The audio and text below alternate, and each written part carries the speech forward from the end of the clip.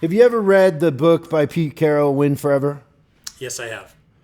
So you know that in there, I don't know that it had a deep emotional effect on you, but in there, in his pyramid that was influenced by the late, great Coach Wooden, he has a pyramid of performance, I guess, right? With different things. And on there, right in the middle, is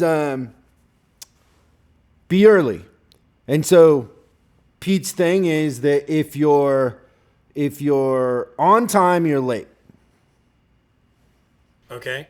And I don't know, it's just a thing for me. Like I'm early for everything. Like if I have a meeting somewhere, I'll be an hour early for the meeting sitting at a Starbucks waiting. But I mean, I'm just early for stuff. And so, you know, you have employees. You're not sitting in the Starbucks anymore, sir. Well, no, but I'm saying before the quarantine. Now that we're in the quarantine, you start to understand something about human nature. And what you start to understand about human nature is the excuse is always the excuse. It doesn't matter. So those people that were late for work, right?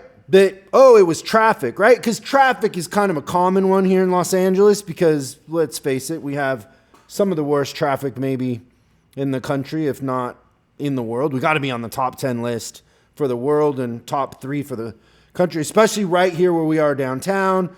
We're right where every freeway hits, you know, and so, yeah, so traffic's an issue. So the employees that complain about traffic, right?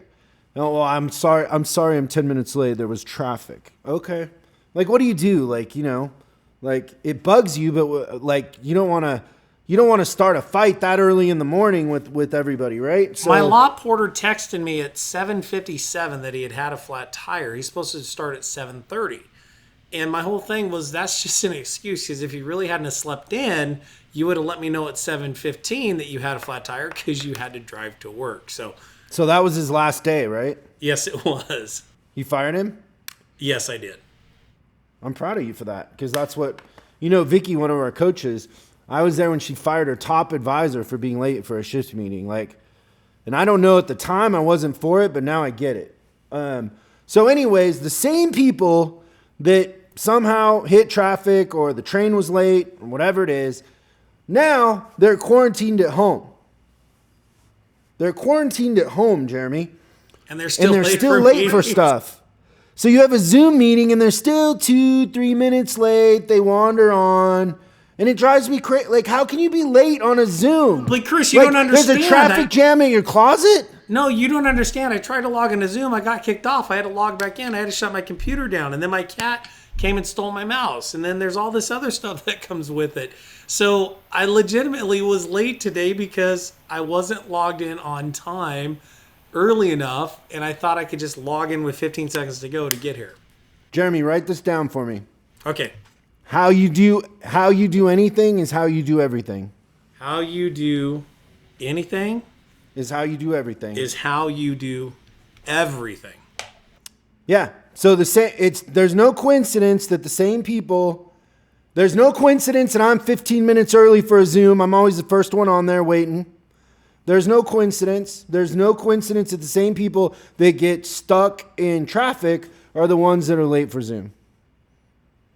They hit a traffic jam in the hallway on their way to their living room or whatever it is, wherever they're. I mean, that's another interesting thing on this Zoom world that we've been navigating. We've learned a lot. It's been really fun, but it's really interesting to see where people pick in their apartment or house to get on Zoom. Like, that they don't know that we can see that disaster and mess behind them. Do you realize that there were actually attorneys that were showing up for court on webcams, laying in bed in their pajamas still? They didn't even have the decency to get out of bed and get dressed. That's how lazy some of the attorneys are. Listen, I don't know what your relationship is with Santa Claus and the Easter Bunny and what you believe about that, but a lot of people on Zoom aren't wearing pants. That's true. I am wearing pants. I am wearing pants. Business, it's like a mullet. Remember the mullet? The business in the front, party in the back? That's it. It's business from the belly button up, and then it's party down below. Answer this question. Could you literally sit there with nothing on underneath and just with a straight face go through a meeting? I couldn't do that. No, I couldn't. But I Jeremy, the answer to that question is absolutely. Well, Christian, I need you to stand up right now, sir. Yeah. Stand up. He's wearing pants, barely. They're short pants. They're capris. So I like where we're going with all this. First, I wanted to get on early, just in support of your Zoom theory, right? Yeah, there's a payola that's happening on the back end. He's paying somebody in the office to give him the link to this. Oh man. Yeah. And on SDR, we have a really wide range of viewers. And I think that we try to cater to everyone of all walks of life. And one of the areas where I think that we need to make sure that we're focusing and acknowledge that the coronavirus, it's been very, very stressful for the Flat Earth Society. They fear that social distancing members, it could push people over the edge. That's pretty funny. But only half of us think that's funny because Jeremy believes in the flat Earth thing. And then he's gone. Like, he doesn't even stay around for any comments. He's a hacker. That's what hackers do. They come and go. Like, I haven't been drinking, Jeremy, so this tequila's hitting me kind of hard. I wish I had a glass of that right now. I'm going to have to go get the moonshine out back. So what do you think about the Zoom thing? What do I do when people are late for Zoom? Well, I mean, here's the thing. For me, when I think about people who are proverbial late, they either fall into one of two categories.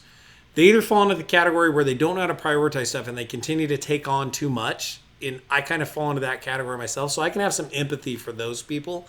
So wait, hold on. Your train of thought is that during the quarantine at home, when there isn't a lot to do and you're not coming into the office, you have too much to do. Well, I don't know. What if they're writing a new book? It's not a perfect. No, see, you misunderstood what I was saying. It's not a perfect, what would you call it? Theory. It's not a perfect theory. No, it's not. In real life, though, people that are always late. I feel like maybe this is like talking to the devil about sin. That I want them to be late? No, and then the other side of it is... No, but you've been late to Zoom meetings before, so maybe you have a bias. I probably do have a little sympathetic bias for them. However, the other side of it is this. You have to look at their performance. Are they an average performer or are they a high performer? So then if they fall into the mediocre performance category, it tells you who they are. Yeah, but what hurts about that, once again, not a perfect theory, is what if you have two other high performers on that Zoom waiting for the other high performer to come on the Zoom? Is it not disrespecting the other ones? Oh, they get ticked off to like... Yeah, so then they're looking at me like, hey, boss, we're wasting our time. We'd rather be working or, I don't know, during the quarantine taking a bubble bath, and we're sitting here waiting. Hey, do you know on Zoom that you can kick people out of the meeting? You should just kick them out next time. If you're not on time, you're locked out. Like, period. So just do the podcast without you? I was on time this time, man. You were early this time. I was a minute late. I was here. Yeah, I mean, yes, kick me out. If I'm not there, then kick me out. That's fine. Look at you falling on your cross. Okay. Oh, that hurt. Thank you so much for watching this clip of Service Drive Revolution. Now you can catch the full episode on YouTube, iTunes, or Spotify, or wherever you consume your podcast. If you have any questions, go ahead and post them in the comments below. Make sure you subscribe and hit the bell icon so you're notified when we post new episodes. I'm Chris Collins, and you can find me on Facebook and Instagram at Chris Bulldog Collins. And I'll see you again on the next episode.